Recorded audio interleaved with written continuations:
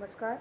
MSG सैबिंग के अंतर्गत आज हम आर्थिक घटक और उनका विश्लेषण के विषय में जानेंगे।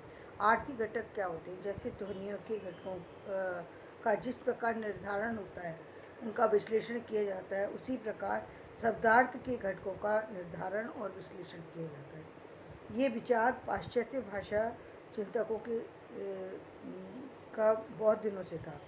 ये कठिन कार्य अवश्य है, क्योंकि ध्वनियों के विवेचन विश्लेषण को पहले तो भारतीय ध्वनि शास्त्रियों के वर्गीकरण विवेचन ने तथा बाद में भौतिक शास्त्र के ध्वनि पर बहुत अध्ययन में सहायता पहुंचाई थी। उस प्रकार की सहायता शब्दार्थ विज्ञान को नहीं मिल पा रही है।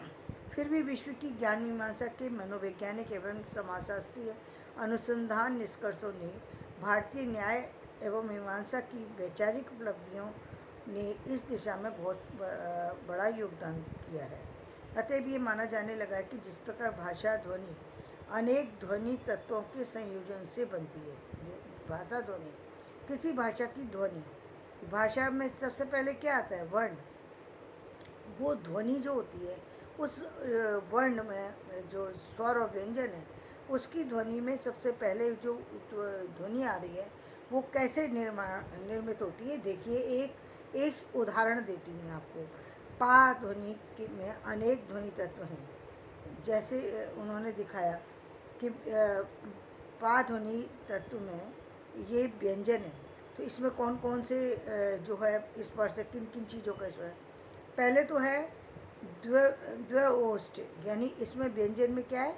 दोनों होठ आपस में मिलते हैं। पा, जब पा बोलेंगे तो दोनों होठों का स्पर्श होगा।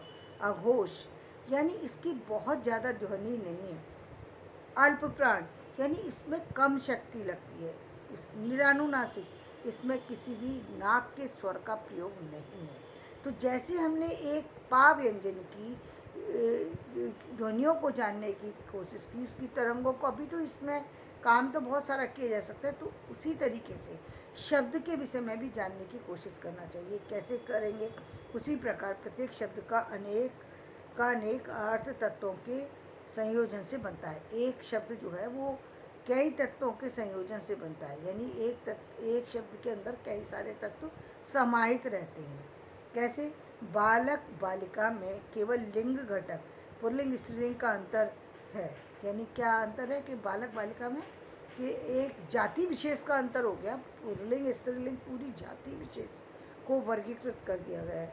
कटोरा कटोरी में क्या है? बड़े छोटे को बताया गया है कि एक बड़ा जो है बाउल जो है उसको कहेंगे कटोरा, एक कटोरी छोटी।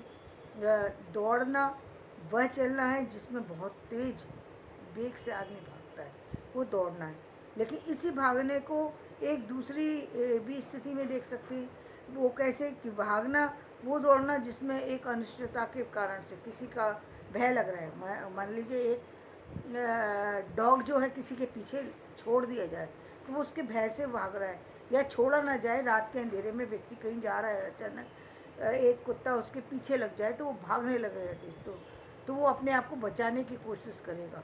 तो यहाँ क्या है? यहाँ दौड़ना तो है, लेकिन दौड़ने के अंदर एक अलग तरह की है।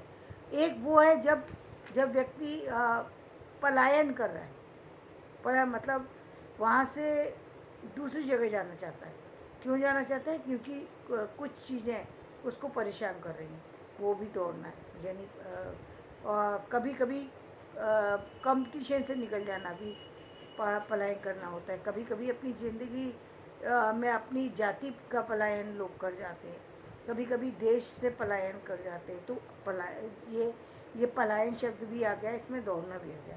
इसी तरीके से छीनना शब्द है, तो छीनना शब्द में एक आदत का प्रयोग हो रहा है कि छीनता व्यक्ति कौन है? जिसको आसानी से कोई चीज़ नहीं मिली, यानी व्यक्ति सामने वाला आपको देना नहीं चाहता, लेकिन आप उसको झपट करके ले लेना चाहते हैं, क्योंकि आपको वो चीज़ चाहिए ही चाहिए। क्यों चाहिए? क्योंकि आपको वो अच्छी लग रही है।